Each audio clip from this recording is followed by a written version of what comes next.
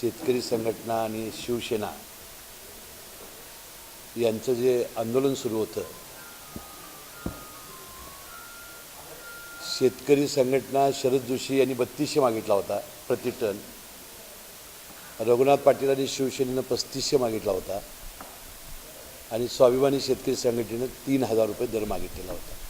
अनेक दिवसापासून आता असलेले साखरेचे दर आणि पहिली उचल आणि राज्य बँकेनं जाहीर केलेलं मूल्यांकन याच्या चर्चा होत होती, परंतु गेल्या वर्षीपेक्षा एकही पैसा कमी उचल घ्यायची नाही असं धोरण या संघटनांनी घेतलेलं। गेले महिना सव्वा महिने शेतकऱ्यांचा ऊस हा शेतात राहिला, तोडणी कामगारांचा 1 महिना हे काम त्यांना मिळालं नसल्यामुळे त्यांचा ॲडव्हान्स फिटणार नाही, त्यांच्या खावटीचा प्रश्न निर्माण झाला, वाहतूकदारांचा वाहतुकीच्या त्यांचाही प्रश्न निर्माण झाला। शेतकऱ्यांना नवीन ऊस काढून जर खोडवं ठेवायचं असेल तर ते खोडवं पुढच्या वर्षी त्याचं नुकसान झालं। ऊस काढून कोणाला रब्बी हरभरा किंवा गहू घ्यायचं होतं ते करता येण्यासाठी 1 महिनाभर सीझन पुढे गेला। जनावरांच्या चाऱ्याचा फार मोठा प्रश्न निर्माण झाला। अशा वेळा माझी सारखी मागणी होती की बाबा तुमची जी ऊस परिषद आहे ही दिवाळीपूर्वी तुम्ही घ्यायला पाहिजे होती आणि दिवाळीनंतर ताबडतोबीनं कारखाने सुरू व्हावेत अशी आमची अपेक्षा होती, परंतु ऊस परिषदच 8 तारखेला घेण्यात आली। त्यानंतर त्यांचं आंदोलन सुरू झालं। नंतर ते कराडला मुख्यमंत्र्यांच्या समोर तिथं गावी जाऊन बसले आणि जिल्हाधिकारी यांनी SP यांनी सांगितल्यानंतर ते उठले। ते का उठले हे आम्हाला अजून अनाकलनीय आहे, म्हणजे त्याचंही उत्तर अजून आम्हाला सापडलेलं नाही। त्यामध्ये 8 दिवस गेले, पुन्हा कैलासवासी यशवंतराव चव्हाण साहेबांच्या पुण्यतिथीच्या निमित्ताने बसायचं ठरलं। दिल्लीला बैठक झाली। दरम्यान मी स्वतः यावर्षी विक्रमशिव घाडगे यांनी छत्रपती शाहू कारखान्याचा सर्वात जास्त दर दिलेला होता, त्यांनी यामध्ये पुढाकार घ्यावा अशी सूचना त्यांनीच राजू शेट्टींनी केली होती। मी त्याचं स्वागत केलं होतं, राजीनामा तयार केलेलं होतं, परंतु बाणगे या गावामध्ये राजू शेट्टी यांनी जाऊन त्यांच्याबद्दल का बोलले याचंही मला अजून कोडं समजलेलं नाही। म्हणजे विक्रमशिव राजेंनी त्यामध्ये भाग घेऊन तोडगा जर काढला असता तर त्याला आंदोलन करता आलं नसतं किंवा राजकारण करता आलं नसतं, हा एक प्रश्न आता अनुत्तरित राहिलेला आहे। आणि तुम्हाला माहिती आहे की दसऱ्यापासून माझा प्रयत्न आहे की बाबा दरवर्षी हे शेतकऱ्यांचं फार मोठं नुकसान होतं आणि यावर्षीपेक्षा पुढच्या वर्षी फार मोठं नुकसान होणार आहे, कारण यावर्षी पाऊस इतका झालेला आहे, राज्यामध्ये ऊसाची लागवड इतकी झालेली आहे की पुढच्या वर्षी मजूर इथं कोल्हापूर जिल्ह्यामध्ये दरवर्षी आंदोलन होते, पण इतरी का नाही याची शंका आहे। पुढच्या वर्षी ऊस कसा तुटणार याची आम्हाला शंका आहे। आणि यावर्षी हे आंदोलन फक्त 2.5 जिल्ह्यामध्ये राहिलं। जवळजवळ 112 कारखाने सुरू झाले, 95 लाख टन आज ऊसाचं गाळप झालं आणि फक्त 27 ते 30 कारखाने सुरू झाले नाहीत आणि कर्नाटकच्या जवळचे कारखाने सुरू झाले आणि ते पूर्णपणाने महाराष्ट्राच्या हद्दीतील या कारखान्यांचा ऊस त्यांनी न्यायला सुरू केलं आणि दरम्यान या कोल्हापूर जिल्ह्यातल्या कारखान्यांचीच कोंडी झाली असं मला वाटतं। ज्यावेळेला दिल्लीमध्ये आम्ही गेलो त्यावेळेस दिल्लीमध्ये बैठक झाल्यानंतर मी राजू शेट्टीला खासदार राजू शेट्टीला विचारलं की आता पंतप्रधानांच्या बैठकीमधून ताबडतोबीनं आपल्याला काही दिलासा मिळालेला नाही, कारण जी पूर्वी पवार साहेबांची अध्यक्षतेखाली कमिटी होती त्या कमिटीला हे आता काम देण्यात आलेलं आहे, ती आता 6 तारखेला बैठक होणार आहे। तर आपण आता ॲडव्हान्सचं काय करायचं, कारण आता मुख्यमंत्री साहेब आपले रजेवर गेलेले आहेत, त्यांच्या आज कन्येचं लग्न आहे, 5 तारखेला त्यांचं रिसेप्शन आहे। आता पुन्हा आणि 10-15 दिवस जातील आणि पुन्हा तर ते म्हणाले की बाबा 2500 रुपयाच्या आत आपण काय एक पैसा घेणार नाही।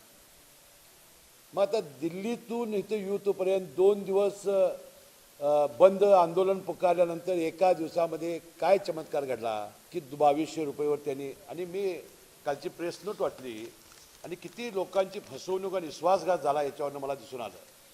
त्यामध्ये जे लिहित आहेत त्या प्रेस नोटमध्ये, तुम्हालाही काल प्रेस नोट मिळाली, परंतु रात्रीच्या बातम्या वाचल्या आम्हाला वाटलं आनंद झाला, 2650 रुपये आता एका रकमेनं मिळणार।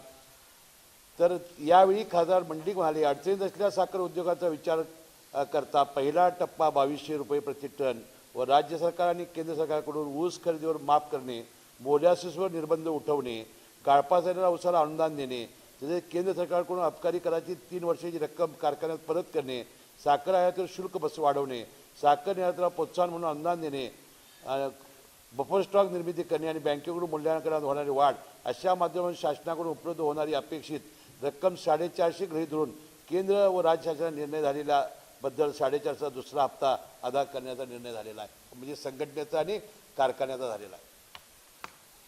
म्हणजे 450 रुपये हे सगळं झाल्यावर मिळणार आहेत असं यामध्ये स्पष्टपणानं आणि त्यांनी कालच मान्य केलं. खासदार अजय टिनी किंवा वडिलकीच्या नात्यानं मी यांचं सगळं ऐकलेलं आहे.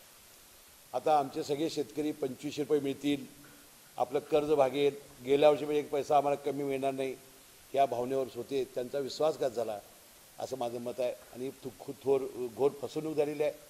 याचा खुलासा करणं राजू शेट्टींनी आवश्यक आहे. माझे काही त्यांच्याबद्दल प्रश्न आहे की ऑक्टोबर महिन्यामध्ये त्यांनी ऊस परिषद का घेतली नाही? 8 नोव्हेंबरच ही तारीख त्यांनी का निवडली?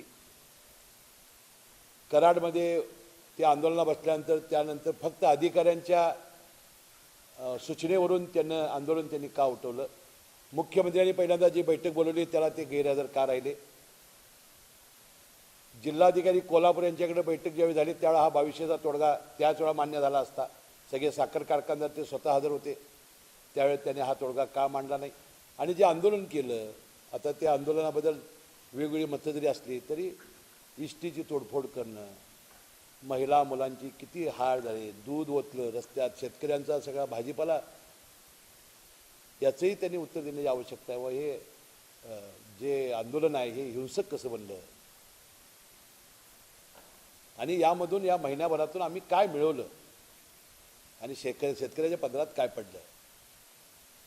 आता या आघाडीचा एक मंत्री म्हणून आणि एक शेतकरी म्हणून आता माझी जबाबदारी आहे की परवाच मंत्रिमंडळामध्ये जो परचेस टॅक्स आहे तो माफ करण्याचा आणि मळीवरून निर्बंध उठवण्यासाठी आम्ही विषय घेणार होतो. परंतु त्यावेळेला दिल्लीला गेलो आणि मुख्यमंत्र्यांच्या मुलीचं लग्न असल्यामुळं हा विषय राहिलेला आहे. ते ताबडतोब मिळवण्यासाठी प्रयत्न करणं. पवारसाहेबांच्या नेतृत्वाखाली जी कमिटी आहे त्यांच्यावर आमच्या खासदारांचा विश्वास नाही, दोन्ही खासदारांचा. तर मी आज साहेबांना सांगणार आहे की बाबा या दोन्ही खासदारांच्यावर हे सोपवा, तुम्ही याच्यामध्ये भाग घेऊ नका, कारण तुमच्यावर त्यांचा विश्वास नाही. तर पूर्वी अन्नमंत्री असताना अनेक टीकेनंतर मंडळी पवारसाहेबांनी आपलं राजीनामा दिला होता या विभागाचा. ते म्हणत होते की बाबा मी कृषी मंत्री म्हणून एका बाजूला शेतीमालाला दर मिळाला पाहिजे अशी भूमिका घ्यायची आणि दुसऱ्या बाजूला अन्न आणि ग्राहक संरक्षण मंत्री म्हणून या ग्राहकांना परवडेल असा दर द्या म्हणायचं. हे काय दुहेरी मला येत नाही आणि माझ्यावर टीका होती आणि त्यांनी राजीनामा दिलेला होता. तर या दोन खासदारांनी केंद्राचे सगळे जे आहेत अनुदानं वगैरे मिळवून द्यावीत, त्यांची जबाबदारी आहे ती. आणि राज्य सरकारकडून आम्ही निश्चितपणानं हे करून शेतकऱ्यांना जास्तीत जास्त दिलासा देण्याचा प्रयत्न करणार आहोत. आता पवारसाहेब मानतील का नाही न मानतील माझी काय म्हणजे मला काय खात्री नाही, परंतु कारण ते शेतकऱ्यांचे हाडाचे शेतकरी आहेत. त्यामुळे माझी विनंती आहे की बा आता काल दोन्ही खासदारांनी त्यांच्यावर विश्वास व्यक्त केलेला आहे किंबहुना ते काहीतरी तोडगा काढतील म्हणून काल 2200वर तयार झाले का काय असे अनेक लोक माझ्याकडे शंकाही व्यक्त करत आहेत. म्हणजे त्यांना श्रेय जाईल म्हणून, म्हणजे एखाद्या माणसाला श्रेय जाईल म्हणून शेतकऱ्यांचा इतका मोठा फसवणूक करायची, विश्वासघात करायचा, म्हणजे मला काही खात्री नाही. परंतु अनेक पत्रकारसुद्धा मला बोलले, अनेक व्यक्ती बोलल्या. तर केंद्रातलं जे अनुदान आहे त्या दोघांनी मिळून आणावं, त्यांचं आम्ही स्वागत करू, त्यांच्या हत्तीवरून आम्ही मिळवणूक काढू आणि राज्यातला आहे त्याचा आम्ही प्रयत्न करू. शेतकऱ्याला शेती अजिबात परवडत नाही. खताचे दर वाढलेले आहेत, विजेचे दर वाढलेले आहेत. शेतकरी फार मोठं आव असून आजपर्यंत ज्याप्रमाणे राजू शेट्टींनी दर आजपर्यंत मिळवून दिला या भावनेनं त्यांच्या मागं होते, त्यांचा भ्रम निराश झाला. ते आज संपूर्णपणाने निराश झाले. त्यांच्या भ्रमाचा भोपळा फुटला आणि त्यांनी जी गणितं केलेली होती पुढं संसाराची की एवढे पैसे मिळाल्यानंतर आपण कर्ज फेडू, मुलाचं लग्न करू, मुलीचं लग्न करू, हे संपूर्णपणानं त्यांच्या या स्वप्नांचा चक्काचूर झालेला आहे. याची उत्तरं राजू शेट्टींना देण्याची आवश्यकता आहे. ज्याप्रमाणे आजपर्यंत आपण दर मिळवून दिला म्हणून त्यांनी फार मोठ्या ह्याच्या आवेशामध्ये त्यांनी भाषणं केली. आता ज्यावेळा हे आंदोलन फसलेलं आहे त्यावेळेलासुद्धा त्याचं उत्तर आणि त्याची जी जबाबदारी ती घेण्याची त्यांनी आवश्यकता आहे.